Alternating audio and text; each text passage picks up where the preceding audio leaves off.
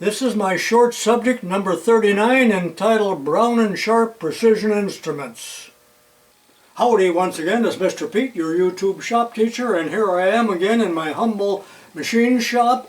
And you know, I talk endlessly about Starrett, and you probably think this guy's got a one-track mind, but I do love several other companies that make precision tools. Matter of fact, I like them all, but I particularly like Brown & Sharpe, and that's the subject of this video. Where could a fella get a Brown & Sharpe hat? I doubt if you can. I think they're made in Italy or someplace now. And I don't believe they make basic tools like this anymore, since they got busted by the union and broke up, you know, years ago. But I want to show you a few things that were very innovative about Brown & Sharpe and their precision tools. But remember, they made a complete selection of Brown & Sharpe screw machines. They call them brownies, and surface grinders, milling machines, all kinds of other things. They were not restricted to precision tools like Starrett was, at least at that time. They made machine tools. So let's talk a little bit about Brown & Sharpe. And this was the very first precision tool I ever purchased. When I was about 21 years old and working at Osborne Engineering, I got hired. I needed a square, so I went to Herky Hardware and I bought this. And you had to buy the blade separate from the head, and it was pretty darn expensive at that time, I thought. I still got the box. I can't turn it upside down because it's filled with goodies, but I want to refer also to these older Brown & Sharpe catalogs to show you some of the things that I'm talking about. So finally, let's begin. This is a little extra credit. Just for the sake of information here and for the fun of it, what would you bid on this little box of precision tools of mine? There's calipers and squares and all kinds of things like that in there. I do not intend to sell this. It will be buried with me, but what would this be worth to you? Put it in the comments. This was my very first micrometer, and my dad gave it to me in 1960. I was about 15 or 16 years old, and a shop teacher over in Moline by the name of Hugh Wolf gave it to my dad because it was stuck. You could not move it. So originally it belonged in a school, so Dad didn't want to mess with it either, so he said, "Here, I'll take this, see if you can get this freed up." Well, I couldn't free it up, and I didn't want to put a vice grip, so as you can see, I did not damage it in any way.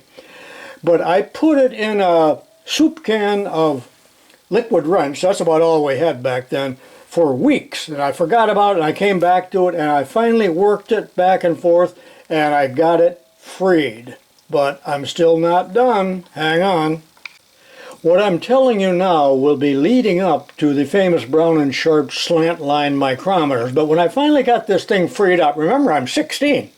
And I'm thinking about my Vespa and my Cushman and girls walking down the hall. But anyway, I did manage to figure this out. My dad didn't pay any attention to it. But the problem here with this Starrett micrometer at that time is that even when I zeroed it out, it covered up the zero graduation on the barrels.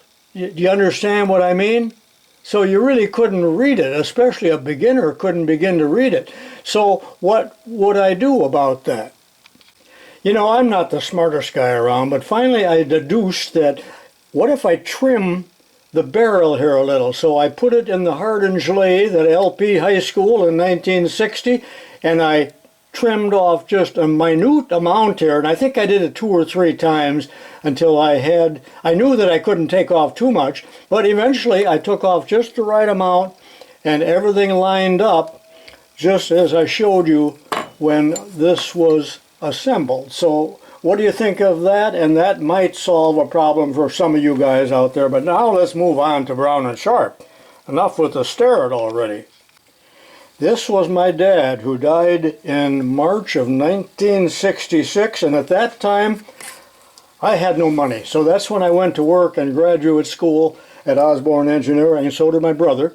And we worked our way through college. I never heard of a loan, but I'm telling you right now, anyone that's listening, do not borrow money really for any purpose other than a mortgage. Don't do it. It enslaves you. It absolutely enslaved. Boy, I know I rant on that. Dad talked about that. He hated banks and he never borrowed money, except for a house. Okay, sorry for that. No, I'm not. So this is the micrometer I used in graduate school for a year and a half or 2 years while I was working.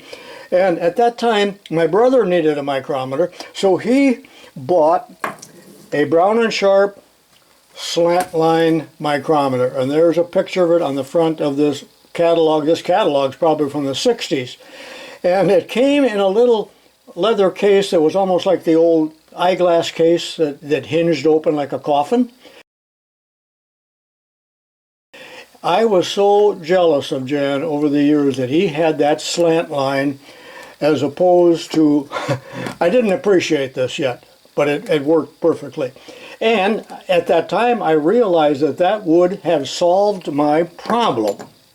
So, oh, how I lusted after Jan's, and I think they cost 15 or 20 bucks at the time. So here is a slant line micrometer.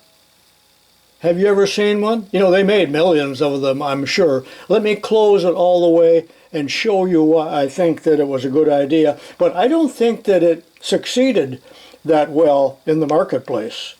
Now, if you look at this brownie, when I close it up all the way, it almost covers up the graduation on the barrel. Well, but maybe not really. But the slant line kind of leads you to that line.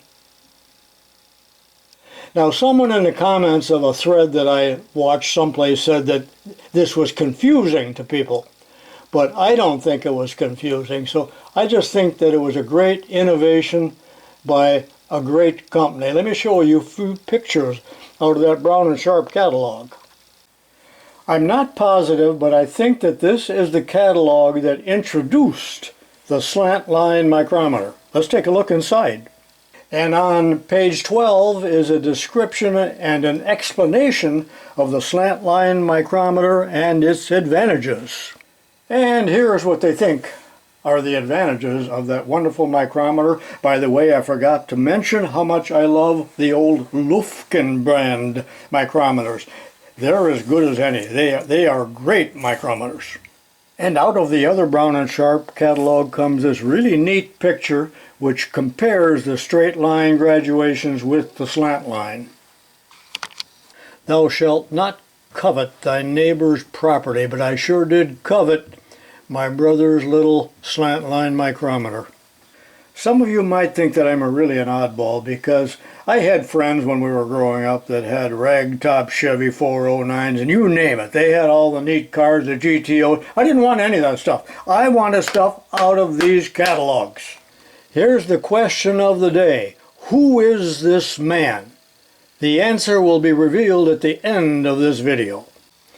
I know I spent an awful lot of time talking about slant line micrometers, but let's get back to the other innovation that Brown & Sharpe had in their precision tools. Now this again is the square that I bought. It's the hardened head. Note that it's still in perfect shape. The bubble's still there. I still got the scriber. Those are usually lost within 15 minutes. And it's in quite good shape. There is no rust.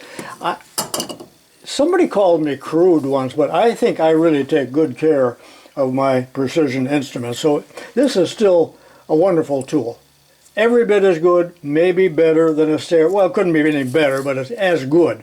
But what's so different about this? First of all, these are the so-called 4R graduations, and 98% of the time I use this side of a ruler, the 8ths and the 16ths, because now my aging eyes have a heck of a problem with the 32nds, and I'll have to admit, I have never really used 64ths. When I get down that fine, I use some other type of measuring instrument.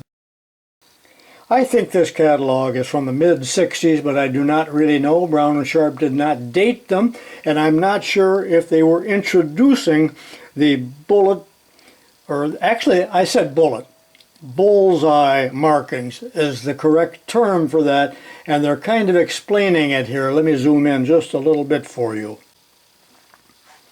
And if you read the explanation there, it says that each 16th on the 32nds and 64th scale is identified as a bullseye.